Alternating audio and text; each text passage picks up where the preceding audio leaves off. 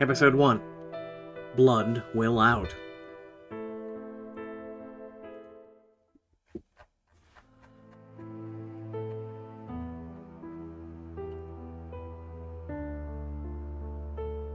The air has the sweet, burned flavor of a room that's been recently vacuumed with a tired old Hoover.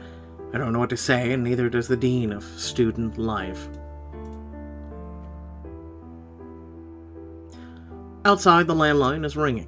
The harried woman answers, redirecting journalists to the communications director. She steps in a moment later and offers the dean a printout of what looks like a speech.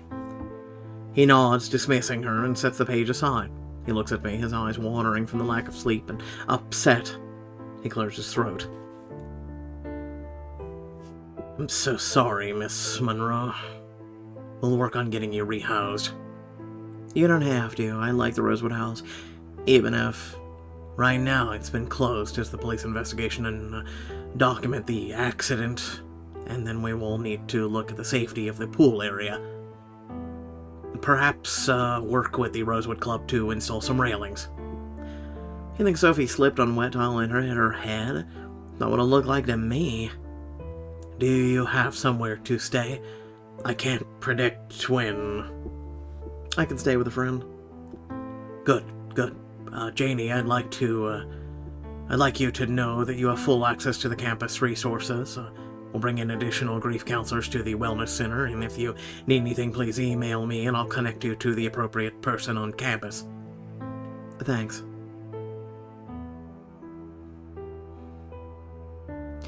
When I step outside, I take a few deep breaths, drawing the crisp autumn air in like a smoker who wants to get high on life. I hold it in my lungs. I feel upset, teary, angry, bitter, cold, detached. Anger. No one deserves to be killed, Sophie was but this was just too awful. The world shouldn't be like this.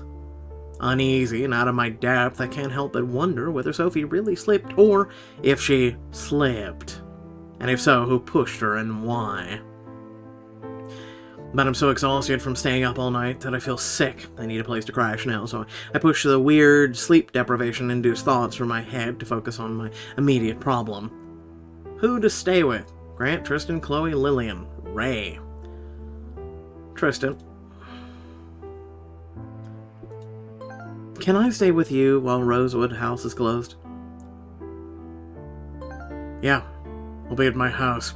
Not far from campus. Should I send a car? I'm already there. I'm exhausted, so that would be great, actually. Thanks.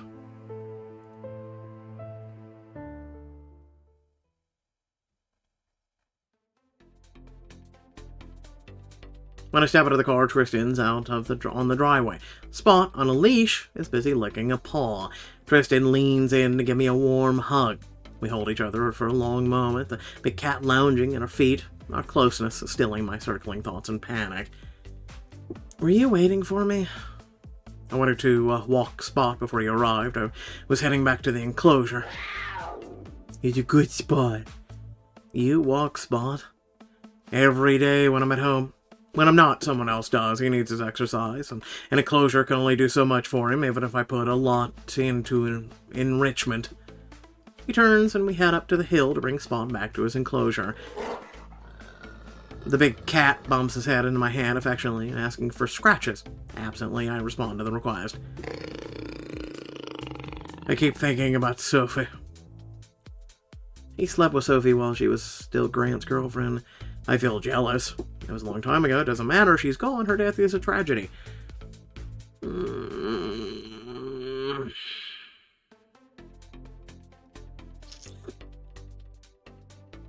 I mean, it doesn't matter. She's gone. I don't want to think about her. When James banned her from Rosewood, I thought I'd never have to see her again. I didn't love being reminded of how I hurt Grant. He's my best friend, and I never would have done that if I'd known. I know you wouldn't have, and she shouldn't have been at Rosewood. That's not to say she's to blame for what happened. I know what you mean. I didn't like her, but I wished she was still alive. That none of this happened. I don't know what to think about it, about her anymore.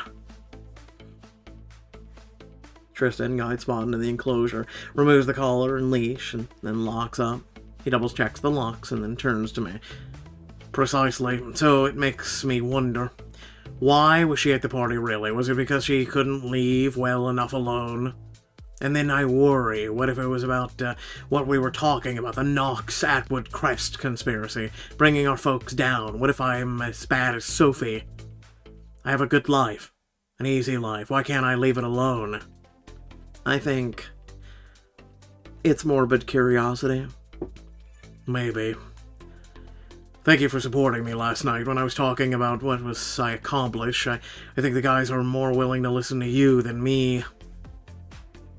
Because I'm poor? Or because I'm a girl? Nah. They're just tired of hearing me harp on about inequality. It's not a thing most of them seem to care about as much, and it confuses them than I do. I think it's admirable, and that you're right. Extreme wealth concentrates power in the hands of very few who have the opportunity to act as a tyrant with impunity. Beautifully said. Tristan shrugs and sighs. Let's go in. I want to see your bedroom. The famous bedroom of Tristan Knox. He grimaces and then looks at me. He feels awkward about it, I can tell. Alright. Just don't judge me too much. Oh, is there Funko Pops all over the place? Maybe some cosplay? Oh no, it's... I was making fun of you, but holy shit.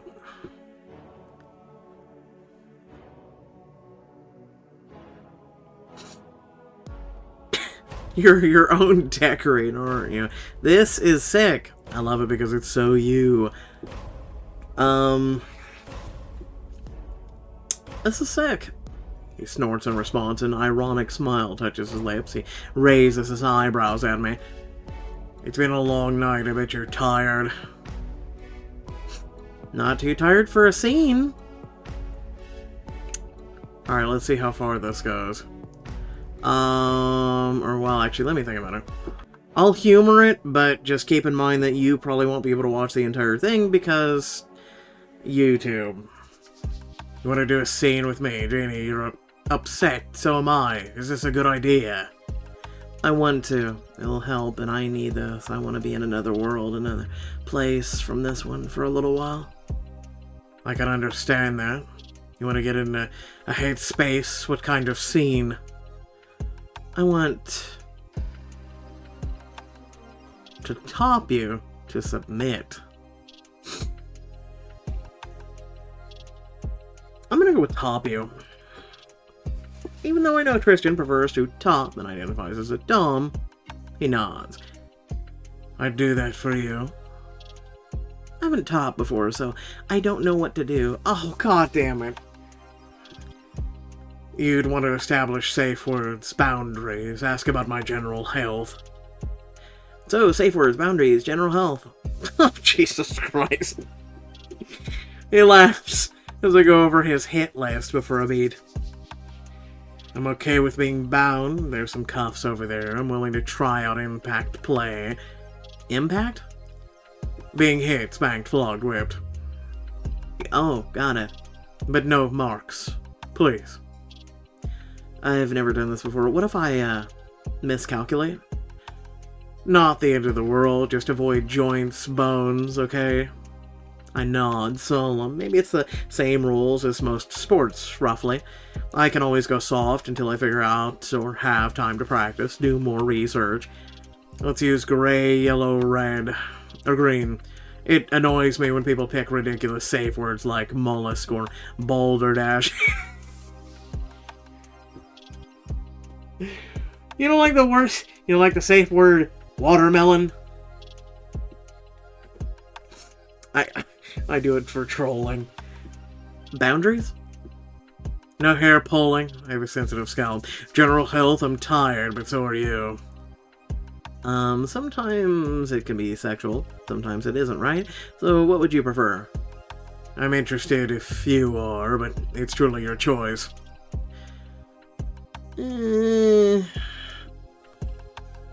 I may kiss you. I don't have any triggers, do you? No, not really. Once we work through the couple more things, I realize it's time to start. I take a deep breath and decide to assume a posture of command and confidence. I'm sure you had to ask about that too. Get undressed. This is what she's wearing underneath her Halloween outfit. Yes, ma'am. You'll call me Miss. Yes, Miss. Now add Tris to that. What? Sorry. Although I can tell from the smile touching his lips that he's not quite in some headspace, he gets undressed quickly and obediently. We have to break the personas for a while I locate the cops to figure out how best bind him to the X on the wall. He calls a St. Andrew's cross. When he's up against the wall, I survey him. I like knowing that he's vulnerable at my mercy. I look over Tristan's assembled toys. Most of them are hanging from a custom rack. I pick up something benign, a feathery thing. I move it expertly through the air and then smack it against his backside. He closes his eyes, leaning into it. I play with that for a while, feeling out how best to strike him. My shoulders warm up, becoming more fluid as I move, and my aim improves. It's not rapping anymore. When I'm ready for a more advanced tool, I try the flogger. I know there aren't that heavy duty, so it seems perfect. The smack of the leather against his skin claps through the air. He jumps, hisses in surprise. I can't help but smile at the small jump, feeling satisfied with it. You're going to beg me for mercy? Oh, I'm nowhere near doing that. We'll get there. Before the evening's out, you'll cry out, "Please, miss, stop, miss." Wanna bet? He is a dom, after all. I change to a rubber-coated paddle. I give him a good, strong tap across his butt. Ouch, what was that? Shh. I work him over with the focus on his button thighs with the tool. Bugger been soft enough that I hadn't feared using it on his muscular shoulders, but this... When his skin blushes red and hot, I stop. I lean in to check the expression and give him a gentle kiss. He returns an eager. When I'm ready, I break the kiss. His entire body's trembling. I feel powerful and in control, fearless, like all doubt has been washed away. I select another tool. He shifts uneasily. Since I know all these tools, I keep trying to figure out what you're using by the sound, but I can't. Does it make you nervous? Maybe. Excited. Anticipatory. This time it's a crop. Whap him and the leather edge makes a welt. Too hard. I need to go soft with this one. I moderate the blows, letting the crop kiss his skin. And it doesn't have force behind it. It sadly lacks that satisfying snap. But it's still pretty good. Being here like this, having him submit to me, even though it's against his nature, the feeling of endorphins building in my chest and weariness burning in my shoulders, it all feels so good. Pleased, I lean in to kiss the back of his neck. Heat radiates from him. I stroke his back, his butt, his thighs, his arms are trembling, his body's shaking, and the skin is hot to the touch. The expression on his face is something between bliss and pain, edges of his eyes tight and pinched. I feel so completely myself in the moment that I feel free. He groans, shivers. I set aside the tools. I'm done. This is enough for today. Please. Please what? Please, Miss Moore. No, not tonight. Maybe if you're good, another time. I uncuff him, hands first and then ankles. He braces his hands against the wall, a little dizzy, before he steps away. I beckon him forward, and he moves towards me obediently. I tilt my head up, and he kisses me. I save our kiss, our closeness, as I draw him into my arms. I feel like the strong one. He may be bigger than me, but I'm more commanding. He's mine. All mine. I break the kiss and smile up at him. Go ahead and get on the bed. I'll join you there in a minute. I feel like I've had a really good cardio workout, although it wasn't really that vigorous, so I go and get both of us a glass of water. I hand him his and settle in beside him. How do you feel? Alright, I don't think I'll have any bruises tomorrow. You might have one. That's alright, you did great. I feel great, but tired. We finish our water, settle in together, both weary from our shared experience. Sleep comes for us, covering us with its quiet blanket. Hopefully YouTube doesn't get mad at me. The chime of a text wakes me up, even though we didn't really cover anything, you know. Yeah. I blink myself awake. Tristan's watching me call. He takes his hand, traces along the shoulder, and my back in a soothing stroke. Then he leans in and gives me a gentle good morning kiss. Hey, beautiful. I could get used to this. What, in your dungeon? He moves his fingers up and down my spine, patting me. My phone chimes again, and I sigh with annoyance. You better check your messages. I think someone's trying to get a hold of you. It might be important. I sigh, flip over to grab my phone. He wraps an arm around my waist, holding me. He's texting me. Ah, Carter. Hey, sis. Just wanted to let you know I'm on my way home. Okay, good. Do you have a phone now? Are you texting Gran? Yeah. And 100% sober, promise. Look, I love you, but I don't want you to lie to me. Now's not a good time to argue over this or talk about it. There's other stuff going on in my life, and I'm in a weird place right now, and I can't deal with it, so we'll have to talk about rehab later. I'm going to rehab, I know it, and so many programs say you have to make amends, and, I'm literally not even clicking, it's just doing it on its own. Okay, there we go. I wanted to start early to show you that this time I'm going to do it, and I'm serious about it. I will stay sober. I'm sorry for all I put you through. I'm sorry I wasn't a better brother. When I was trying to escape myself, I also distanced myself from you, and I wasn't there when you needed me. And I'm sorry. I will do better. I'm fully committed to rehab this time. I don't know what to say to that. I just woke up and it's too much, and I've heard all this before, so hoping that this is might be real is too hard. My chest hurts. I swipe Carter's text aside and then check my email. The dean has written saying I'll have access to Rosewood tomorrow, but that means I don't have anything to wear today. There's also supposed to be a memorial service for Sophie held on the quad in the evening, after classes are done. I have a slate message from a professor who canceled class so that they can be with our thoughts in this time. Group messages start rolling in. The guys talking about when we get access to Rosewood. They get the same email as me.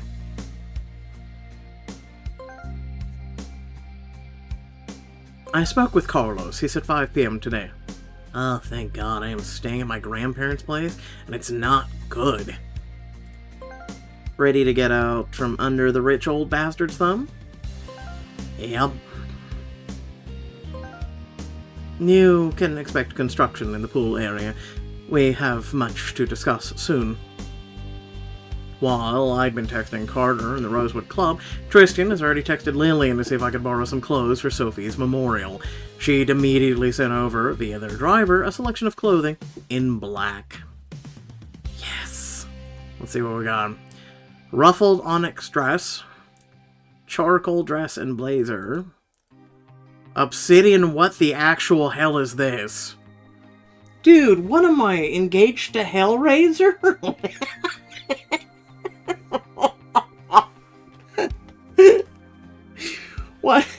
What in the holy unhell is the... What? Alright, continue. Little black dress. At least this one looks decent. I'm going back to this one and going, what the actual is this? Yeah, no, I think I'm just gonna go with Foxy on this one, because, I mean, that one looks alright. But, you know, I'm gonna go with Foxy. What the hell was the other one, though? Alright, hairstyles. Princess, Foxy, Twisted, Princess, Foxy, Twisted. Okay, I like the red Twisted one, though. Yeah, I'll go with the red Twisted one. And it is a veil. After we showered, dressed, Tristan has his chauffeur drive us back to the campus. Since it's not hard to not to think about what we're headed into, us both being dressed in black, we're quiet during the drive. Tristan holds my hands gentle, not demanding, until the driver drops us at the gate and we need to part ways to go to class.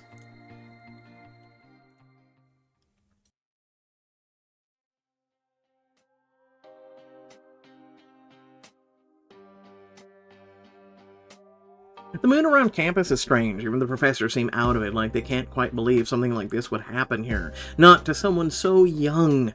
Between classes, I check my phone, a text from an unknown number, but the previous shows me it's probably from a real person, not some rando scammer. Unknown number. My name is Josh. I got your number off Sophia's phone. Why are you texting me? You were in her contacts, so I thought we were friends. I need to return her phone. She left it after we hooked up, but I don't know who to contact. No, we weren't friends.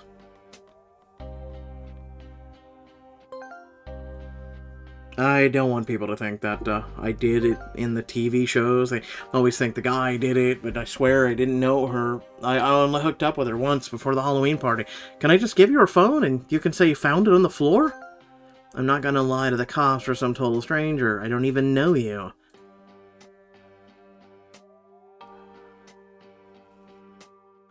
After that no more texts come in, I head to the library to print out an assignment I need to drop off at the professor's mailbox. I then head back to the library to read a section of book in the reserves.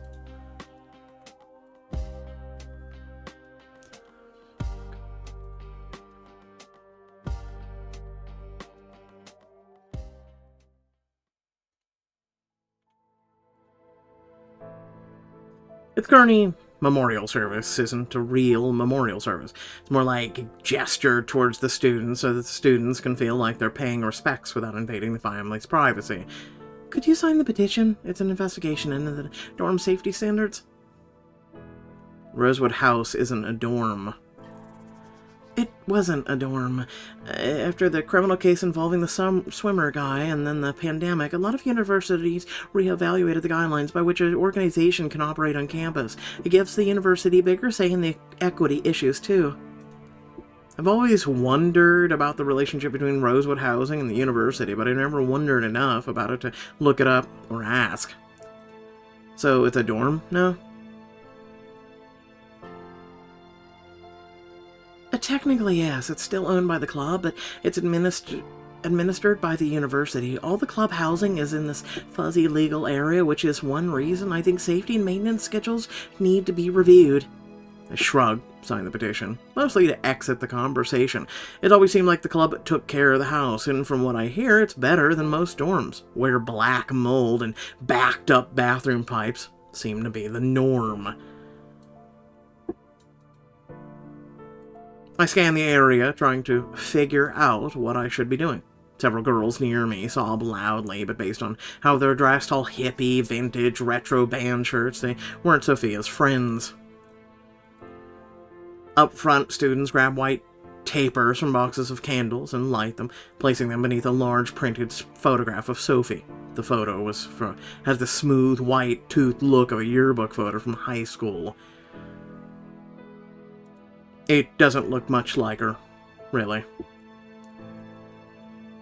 None of these people knew her.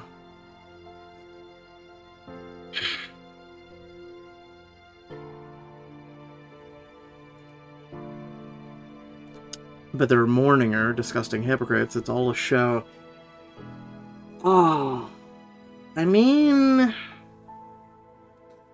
in a way it's showing respect, right? I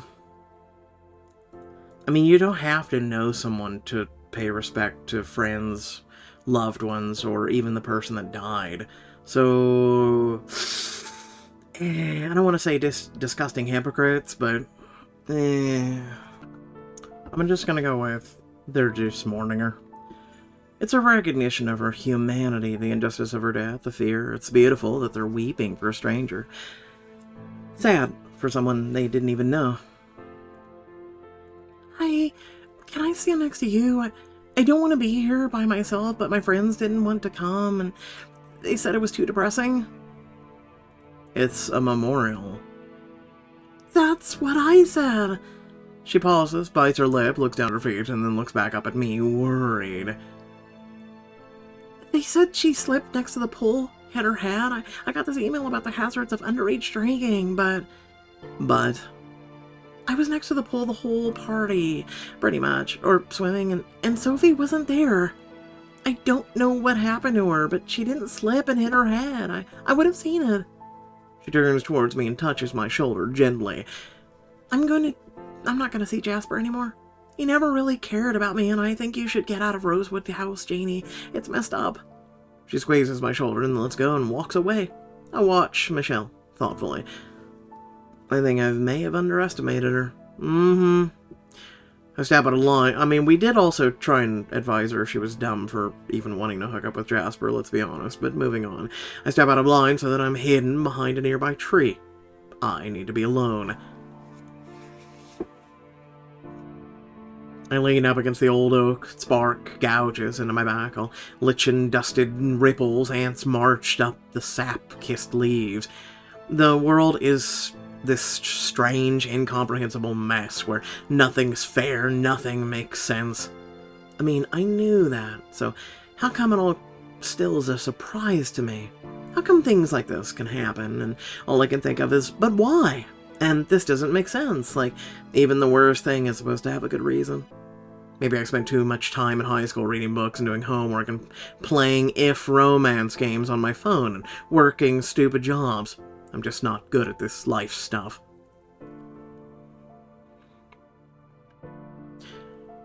As the university president, I can assure you that Kearney takes us very seriously, Mr. Atwood. Mr. Odin has always been a friend to us. I think you overstate the closeness of our connection to Sophie's father. You attended Kearney at the same time he did. You lived in Rosewood House. Mr. Odin and I are in very different businesses. What I do helps people. What he does is different. While we do have mutual friends and associates from our time at Rosewood together, I can't understand why you called me here. I'm impatient with unscheduled meetings. Your children are safe at Rosewood Club. The university is taking this threat very seriously. To my surprise, Grant's father barks at a harsh laugh and cuts through the memorial's quiet like a razor. Oh, you're right about that. My son is safe at Rosewood Club because I insure it. Sophie's father had very different enemies than I do. Jack and Sophie should have never gotten involved in her father's world. Rick Orton is a fool. His daughter was in disgrace and wanted to impress him. People in his line of work either end up dead or in prison, so it's no surprise someone attempted to warn Rick off in this manner. Now, as I have said, I have no time to waste with unscheduled meetings or endless social niceties. Let's address what you really fear, aside from legal action. I won't change my plans, Arthur. And I will still fund the Knoxwood Medical Campus. Now, if you'll excuse me, Jack, I have a flight to catch for a meeting in Paris in a few hours. The two men part ways. Stunned, I let myself slide down the tree. The rough bark catches at my clothes, and my mind spins. Was Grant's father saying that Sophie's death wasn't an accident? There wasn't even some ex-boyfriend, that she was assassinated to send a message to her father? I don't even know what to do with this. What to say. It's not my business, and to report this to the cops would be hearsay, and yet I can't pretend like I didn't hear this, like I don't know what this is. What am I gonna do? Talk to Grant and Tristan? I didn't like Sophie, but she didn't deserve to be murdered. Whoever did this, they shouldn't get away with it. Nothing is concrete. I don't know who did it or why, only that someone did, and it was because of Sophie's father and his business. I know that Grant's father knows who did it, or he thinks he does. If I report this to the FBI or the cops, what's the likelihood I'd be believed? Now that I know George and Tanner are fakes, I don't even know who I'd talk to. It doesn't seem like something you'd call up 911 for. I chew on my lip, I don't know what to do. Maybe if I had better details, specifics, I'd be able to give that information to someone and be believed. An idea comes to me. I take out my phone. Hey, Josh. I do actually have Sophia's dad's number. I can give her a phone to him. I'm at the memorial. Want me to meet so I can grab the phone? Wait, what? Wow, that was super quick. Alright. 4 stars? Question mark? Yeah, that was super quick. Kind of really confused about like how quick that was. But alright. Diamonds. Alright, so long story short is 1 princess, 5 twisted, 1 foxy, 13 diamonds. Like I said, super short chapter. Really confusing. But there is 2. So let's see. You begin uncovering clues that point toward Sophie's death as being much more than accident. But who's behind it and why? That was so quick. I have 13 minutes to do a DR, even though I don't think I'm going to be able to do much in one. But, you know, hey, at least I at least got some done during all of this. Unfortunately, well, first and foremost, remember that if you did enjoy it, to like, share, and subscribe. Share the content, share this community, share this channel with people, get the word out, have people come join. 13 years of content I put out there, so just keep that in mind. Aside from that, like I said, I was able to do a little bit of diamond rushing with a few chapters this past weekend, but not much. Servers were down quite a bit. There was a lot of lag. I remember doing one of the episodes that I was doing, like, I literally, the whole thing lagged out. I went and got a coffee, came back, still lagging, and like the circle was just spinning. And like sometimes I would just try and do one of the, to get your 3 diamonds every, I think it's like half an hour, which speaking of which, okay, every half an hour. So anyway, I try and stay pretty consistent on that, but like my brain's in other places, plus I've been reading. So long story short is like doing something like that, like getting those 3 diamonds, it just constant spinning circle and things like that. I posted in our community about it on our Discord and things like that, and there were a lot of complaints for a lot of people who for days kept trying to do diamond rushes, and you can't sit there 24/7 and do a bunch of those. I do a lot of other things too, like choices content, live streams, etc. So you just can't sit there 24/7 and wait. And I hope this is becoming more of a consistent issue. I'm going to be honest with you. Even in times when there's not a diamond rush, but mainly when there's times where there's a diamond rush, you can't access, like, a lot of it. Lag and crashes, and sometimes you can't even access the app at all. It's getting worse. And I hope they fix things. There's a couple developers in my Discord who were talking about it and just really confused on some of the things that they're not doing. Kind of like one person left a comment that said, they're thankful but won't do the transfer because their infrastructure is solid and custom made. So, I don't understand that. I guess it's just the devs being hard-headed maybe by that statement, because it's a custom-made infrastructure and it's solid, but if it's so solid, then why is it constantly breaking? I'm just saying, I'm asking for a friend. I don't know. I guess we'll have to see. I don't know. I would have rather them fix the issues over the course of the week instead of extending the diamond rush, because there's still been issues up till today. And today was the first day that I was actually able to really sit down and get at least a couple episodes done. I don't know. It's kind of frustrating, and I thought I'd share it with you guys. So just to let you know that, yes, we're still covering RC. Like I show here is quite a few are still in development, so right now we're waiting on the app to be updated. But I'm still working on these, right? Like I said, if you want to see more RC content and more frequent, support. That's the best way I can say it. Support, leave a comment, share, etc. Because the more I know it's important to all of you, right? I can't put the things that I was doing pre-existing on the back burner or even make it even with RC content until I know that you guys are going to be here for it and you're really wanting it. Just being honest with you. Because there's only so much I can do every single day, right?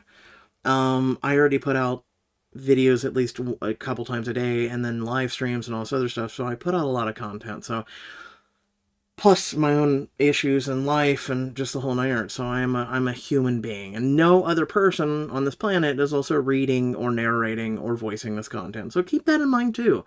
So that's something that I do offer that no one else does. Anyway, thanks for watching. Catch y'all later. Peace out.